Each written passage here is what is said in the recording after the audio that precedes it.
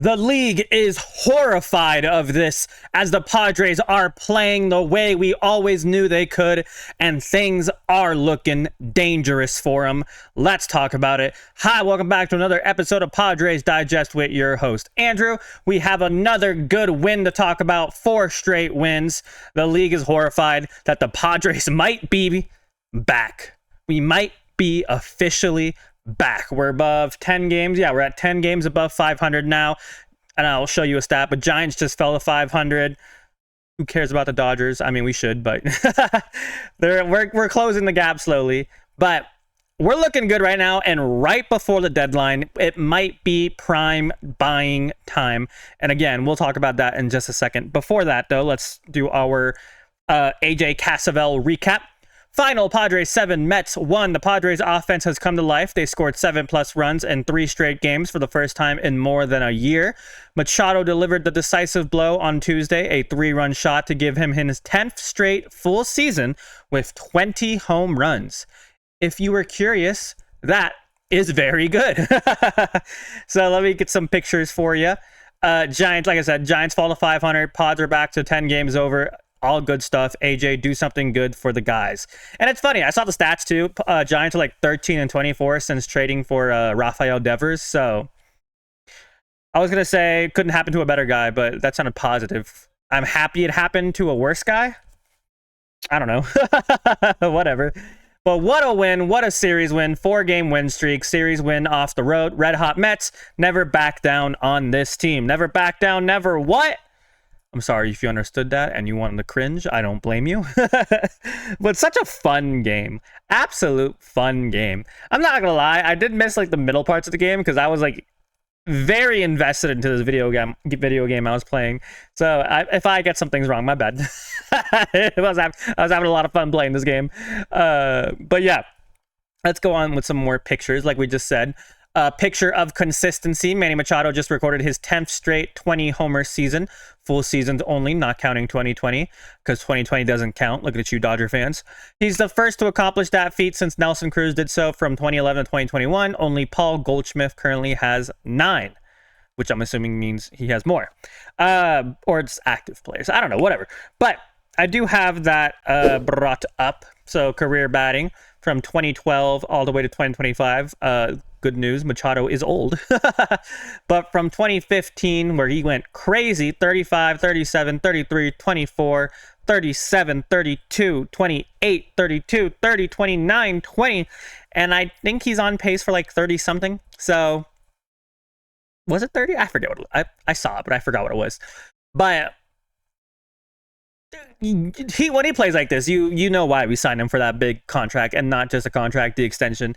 He is the epitome of consistency, and yeah, his average isn't like amazing every single year, but I mean 2022 he looks great. 23, 24 still looks fine, right? And then this year he's looking crazy. He's looking like Baltimore Orioles OG Machado right now. Defense might not be the same, but, you know, he's looking great. He's looking fantastic. And he has so much aura. I mean, look at that pose. Tell me this man doesn't have aura. That's why we need, like, players. Like, we don't need just skill. We need players with aura. Because this team, we're just built different. Honestly, we're built different. But, yeah, such a great win. I'm not going to stop. I'm going to continue pining over. I guess we can look at some stats real quick. Let me see what the next picture is. Oh yeah, of course. We got to give a big shout out to Elias Diaz, who is playing out of his mind right now. I mean, it's not like Cal Raleigh good, obviously, but walk-off yesterday, RBIs today on an RBI double. I mean, he has genuinely, him and Maldonado, and I know Christian just made a video on him, and I saw some of your guys', I don't want to say hate comments, but doubt comments. You can't say he's not looking good the past couple of days. Him and Maldonado, they're looking better. They genuinely might have just kept their spot on this team. And I know I just brought up a catcher from the previous video I posted. I forgot his name already. But I think maybe we don't need Campusano. Maybe we don't need them. Maybe we're okay at the catcher position. I mean, obviously, I'll take an upgrade. But if we don't, maybe I'm happy with what we got. And then, yeah, I guess one more shout out, and then I'll show you more stuff. Cronenworth made two incredible defensive plays to take away sure hits, worked enormous pitch counts when he faced unfavorable platoon matchup, teed off first pitch when facing righty reliever, maximizing his talents, winning player. That's why I can't endorse giving away Jake Cronenworth. He is just too valuable of a player. Yeah, you can cry about the fact that he has a, what was it, like a 240 some average? Where is it? 242 average? Yeah, below 250. Fine, right? But he's getting on base.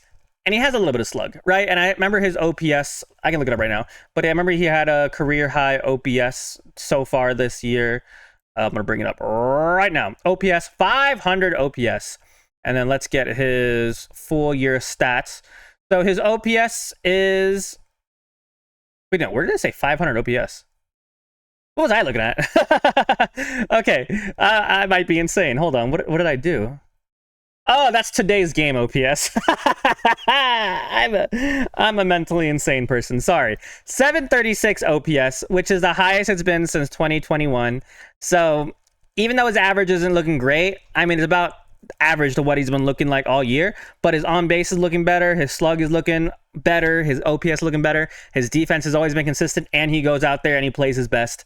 Yes, his contract is long. I can't hate him. I don't want to trade him.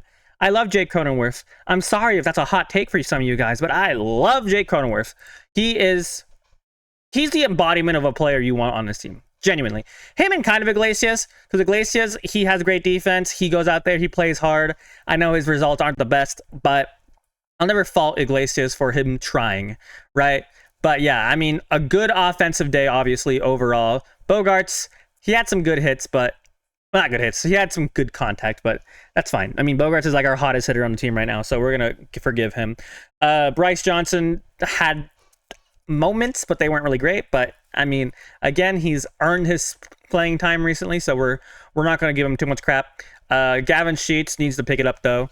Merrill had a good game today, too. I remember people were talking about Merrill being poor, but he's been playing good. I mean, everyone's having their on days. Everyone's having their off days. It's baseball.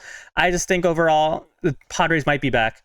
And like I said, people should be horrified of the fact that the Padres might be back. Because when we're hot, we're hot. You know what I mean? When we're hot, I don't think anyone can stop us.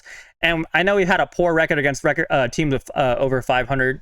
We've had a poor record against teams that have over 500 record. But then we just beat the Mets, who have one of the best records in the league, I'm pretty sure. So what more can I say? My chair is super squeaky right now. I'm sorry if you can hear that. But yeah, let me move on to the next thing I want to talk about. Ryan Bergert. So I guess I'll show you the stats first. So first start, I think it was since the 11th of July. So let me do some calendar looking. That was like 2-3 weeks ago almost. Oh my God. So he might have been a little rusty, but it wasn't like a bad game. He only gave up 1 earned run. 4 walks isn't great, right? But 2 hits on the 1 earned run, 4 strikeouts. He did enough. And kept us in the game, and then the bullpen does whatever the bullpen does. I don't remember if I have a picture for this. I think I do, but Wandy Peralta has been low-key amazing recently, and I need you guys to realize how low-key amazing Wandy Peralta has been playing, because I remember we wanted to DFA him like not even like a month ago, and now he's being one of our best bullpen pieces. Like, who saw that coming? I didn't see that coming. You already know I'm a certified Wandy Peralta hater, but I actually like Wandy Peralta now. He changed my mind. And if any of you call me a fake fan, like, I never gave up on Wandy Peralta. I always knew he was good. Shut up. You're lying. You hated him too. Don't even start with me. But yeah, did I have that? Oh, let me talk about this first then. Bergert has that intangible that Dylan Cease doesn't have. The sequencing, tunneling, eye level changes, and the execution plus pitching with conviction. Cease has some of the best stuff in the game, but he pitches timid, and Ryan Bergert has been better than him this season. Yes, like we said last game, was that yesterday? I think it was. No, two days ago. No, was it yesterday? Oh, well, who cares? Whatever. I said Dylan Cease pitches scary, right? Like he's scared to throw the ball into the zone because he does have a great break, right? But when people start figuring out that break, that's when things go down, right? But Bergert attacks. He goes in there and he pitches like he's hungry. And we love it, right? He has been one of the best surprises from this year amongst other teams, or other players. But Bergert, I'm a certified Bergert lover. Let's put it that way, right? I think the way he plays, the way he pitches, he always gives his best, always gives his all, and puts us in positions to win games. And that's why I love him. And I was thinking this while watching him today. If for some reason we have Kolek and Bergert for our like fourth starter in the playoffs, it'd be really cool to have Bergert start home games and Kolek start away games, and then have him be a bullpen piece if needed. But I do think both those guys have earned a spot on the playoffs. As of right now, I don't know how they're going to play it down the line, but have Kolek start away games because he pitches much better away. Have Ryan Bergert play good teams because he pitches really well against good teams. So it seems like a recipe to success, or for success to me. And then finally, let's finish off with some rumors and news. Heard tonight if the Padres trade a prominent pitcher like Dylan Cease or Robert Suarez, their preference is to acquire an MLB left fielder and or catcher in return as opposed to prospects, which isn't really news, right? That makes sense to us. We've always been saying sell to buy.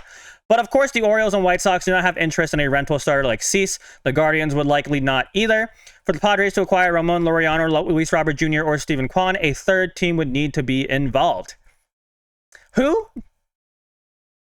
I mean, I'm assuming someone like the Yankees or the Red Sox, or did I establish this yet? Maybe the next video tomorrow is coming out, but the Astros are really big on Dylan Cease right now, so maybe they would want to be a third team. I saw someone throw the name Victor Caratini from the Astros, who's actually playing not bad, so a reunion with him would be cool, because I like Victor Caratini. But yeah, that's for another video. And then finally, just a big news. I saw Michael King looking at a rehab assignment on Saturday or Sunday with the El Paso Chihuahuas. So if you live in El Paso, check out the game. Let me know how it goes. But yeah, I think that's pretty much it that I wanted to talk about. I kind of showed this already, but tomorrow we're playing Clay Holmes, who was a horrible reliever, but apparently he's a good starter now. And then Yu Darvish with his, I don't want to say revenge game, but it's the game where he's looking to bounce back. Let's put it that way, a bounce back game. But yeah, 4 behind the Dodgers, 10 games over 500. San Francisco and Arizona are tanking. Things are looking up, and the league, again, is horrified. Thank you guys so much for watching, though. Let me know what you think about the game today. Do you think the Padres are back? Do you think it's just a good stretch and I shouldn't overreact too much, even though that's all I ever do is overreact?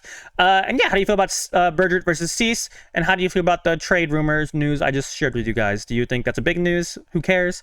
Let me know. But thank you guys so much for watching. Have a fantastic rest of your day. And as always, please subscribe and go Padres. Goodbye. A video tomorrow about some pitchers that we could trade for, so look out for that.